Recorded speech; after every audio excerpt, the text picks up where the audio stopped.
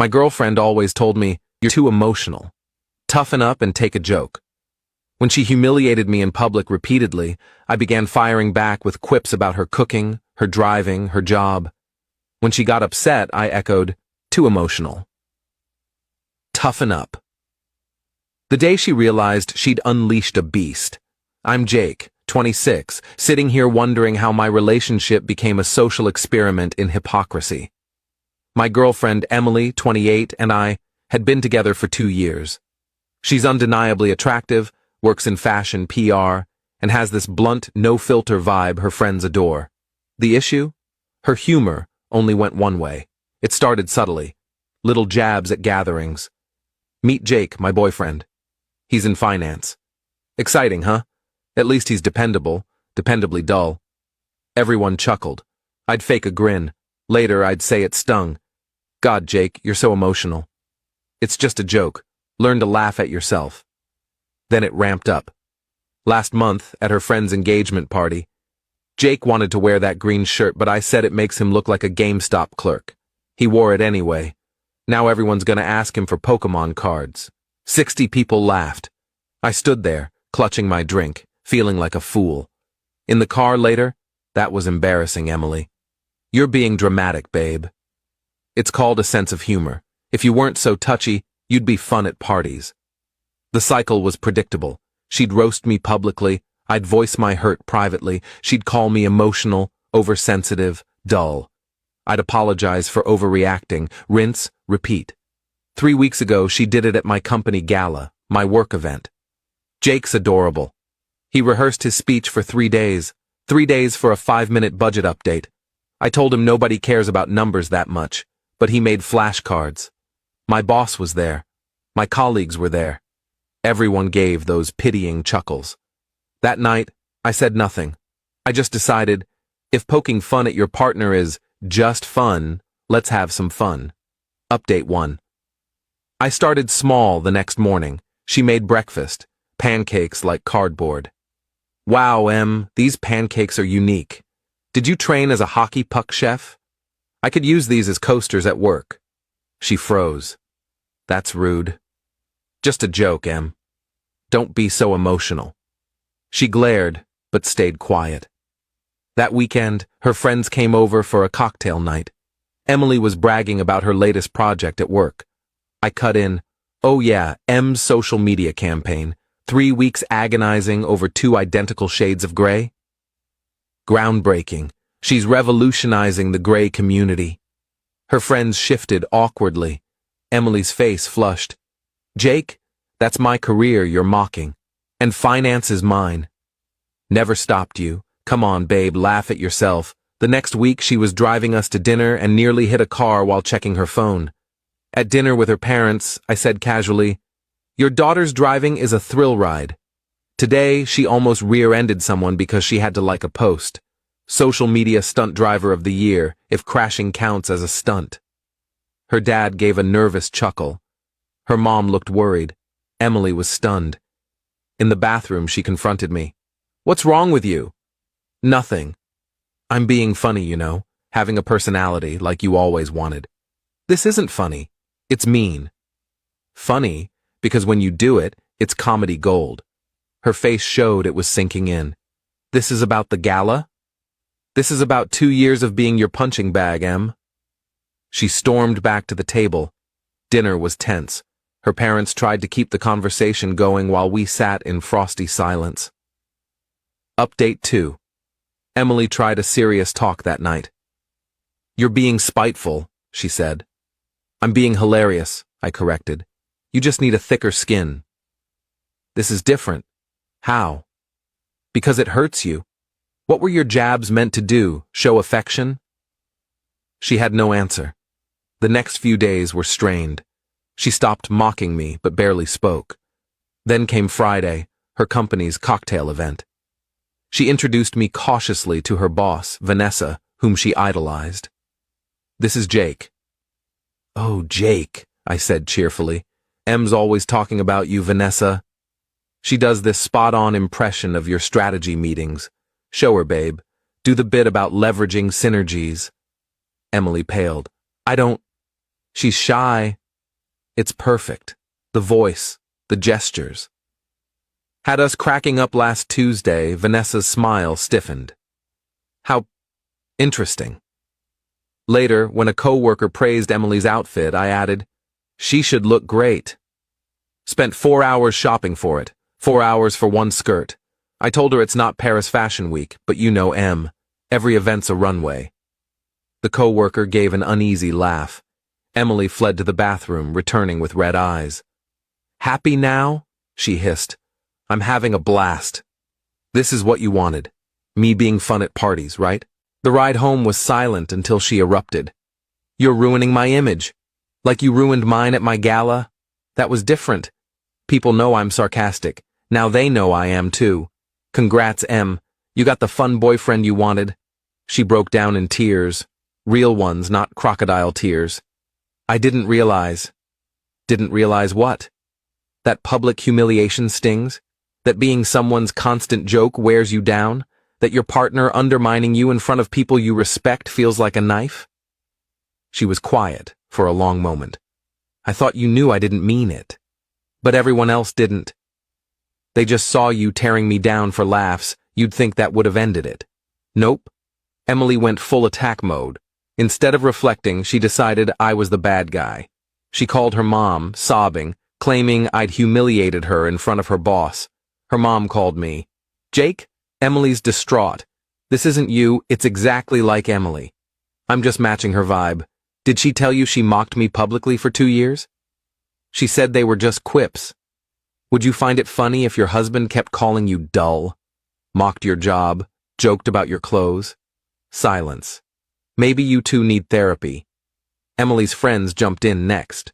Her best friend Sophie texted, Hey, Em says you've been really cruel lately. You okay? I replied, Doing great. Just got the sense of humor Emily always wanted. Funny how she hates it when the jokes go both ways. Sophie, she's really hurt. Yeah, being mocked hurts. Who knew?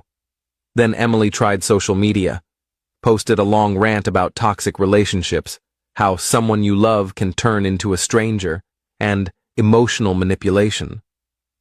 Comments were supportive until I wrote, Interesting take from someone who spent 2 years calling me dull in front of crowds. Remember the engagement party? My gala? That open mic where you turned our relationship into a comedy set? She deleted it within an hour. But the real gem was Saturday. She planned a girls' intervention brunch and accidentally included me in the group chat. Sophie, we need to help Em cope with Jake's emotional abuse. He's changed. It's scary. Her sister, was he always this vengeful? No, he was sweet, just predictable and safe, you know. Now he's cruel, predictable and safe. That's how she saw me. I screenshotted it and sent it to her. Now I get it. I wasn't your boyfriend. I was your punchline. Update 4. Emily freaked when she realized I saw the chat. That's not what I meant. Predictable and safe? That's exactly what you meant. I meant steady, reliable. You meant safe and predictable, someone you could roast without pushback because I was too emotional to fight back. She tried to smooth things over, showing up at my office Monday with coffee, all smiles. My coworker, Ryan, saw her and said, Oh, it's the stand-up star. Jake told us about your gala routine, hilarious bit about his flashcards. She flushed. I was just being funny, right? I added, Ryan, did I mention her driving? Pure comedy. She left without a word. That night, she went full victim. Her mom called again. You're being harsh to my daughter. I'm being what she taught me to be. 2 wrongs don't make a right, Jake. True, so I'm ending this. Tell Emily we're done. You're breaking up through me? No, I'll tell her myself, but you're so involved you should know. I got home to find Emily in my apartment. She had a key, surrounded by tissues, browsing rental listings. You can't dump me. We live together. No, you crash here most nights. Your name's not on the lease. You have your own place. I basically live here. Then basically move out. She switched gears. I'll change. No more jokes. It's not just the jokes, Em. It's that you see me as safe and predictable, a prop to mock for clout. That's not love. She ugly cried. You weren't supposed to see that chat. That makes it worse. I love you. You love having a reliable fallback while you play sarcastic queen for everyone else. You love someone safe who won't leave when you treat them like trash. Please, Jake, we can fix this. Fix what? 2 years of you humiliating me, or how you painted yourself as the victim when I gave you a taste of it? She grabbed her phone. I'll delete everything. I'll apologize online. For what? Calling me abusive? Or admitting you think I'm predictable? Final update. 3 weeks since I ended it. The fallout was a masterclass in human behavior. Emily went through phases. Denial, texting like we were still together. Dinner tonight? Miss you. This is dumb, come over. Anger. You're a sociopath. Wasted 2 years. You manipulated me. Should have listened when people said you were too dull. Bargaining. What if I do therapy? I'll post an apology. Can we restart? No more jokes. Depression? Posting sappy quotes online. Sometimes the one you die for pulls the trigger. Cringeworthy. Acceptance? Nope. She skipped that. Instead, she rewrote the narrative. Told everyone I'd turned abusive, and she narrowly escaped. Posted about surviving manipulation and red flags to spot. Her red flags were laughably specific. When they can't take a joke but make cruel ones. When they humiliate you in front of your boss. When they turn your friends against you. When they gaslight you for having emotions.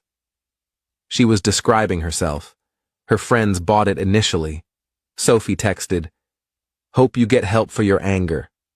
I replied, "Only thing I'm angry about is wasting 2 years with someone who saw me as a joke." Truth has a way of surfacing. Her coworker, Matt, who'd seen her mock me for years and my recent clapbacks, messaged, "I get why you did it, man. She was always ragging on you at events. The dull boyfriend bit got old. You just mirrored her. My friend Sam's girlfriend told me Emily tried venting to her about problem boyfriends." She shut it down. "Emily, you spent a whole dinner mocking Jake's hobbies. Remember calling his PC setup his nerd dungeon in front of everyone? Forgot to mention that gem. Last interaction was yesterday. Emily emailed, claiming I'd broken her, ruined her trust, and sent her to therapy with my psychological games. I replied, Emily, I treated you the way you treated me for 2 years. If 3 weeks of your own medicine broke you, imagine how I felt for 2 years. Don't contact me." She forwarded my email to her friends as proof of my cruelty. Sophie called. "That was harsh." "Which part? Calling out her double standards or asking to be left alone? You know what you did." "I did exactly what she did." "If it was wrong for me, wasn't it wrong for her?" Long pause. "That's different." She hung up. Here's what I learned. Some people genuinely think they can treat you like garbage and expect you to smile. They'll call you emotional, dramatic, dull, anything to dodge accountability for being cruel. When you reflect their behavior, they'll scream abuse faster than you can say hypocrisy. Emily wanted a boyfriend who could handle a joke. She got one. Turns out she couldn't handle it. My regret? Not pushing back sooner. 2 years as her punchline, doubting my feelings, thinking I was too emotional, all because she framed cruelty as humor and boundaries as fragility. Now I'm dating Lauren from my hiking group. She thinks I'm funny without needing to roast me. Crazy idea, right? She laughs with me, not at me. At a party last week, someone asked how we met. Lauren said, "Dating app." His profile said he's a finance guy who games and loves spreadsheets. I thought, finally, someone real. Her friend laughed. "Spreadsheets for fun?" Lauren grinned. "Yup, refreshingly quirky. I'm into it. No jab, no embarrassment. Just genuine warmth for who I am." Emily texted last night from Sophie's phone. "Saw you with someone new. Moved on fast for someone who said they loved me. She looks dull, too. Perfect fit." Lauren saw it and laughed. Is that the ex who thought mocking you was a personality? Yep. Sad. Must be exhausting to need to tear down your partner for clout. Nailed it. The cherry on top? Emily's new boyfriend dumped her after 3 months because, get this, she kept roasting him publicly, and he couldn't take a joke. Sometimes karma just needs a front row seat.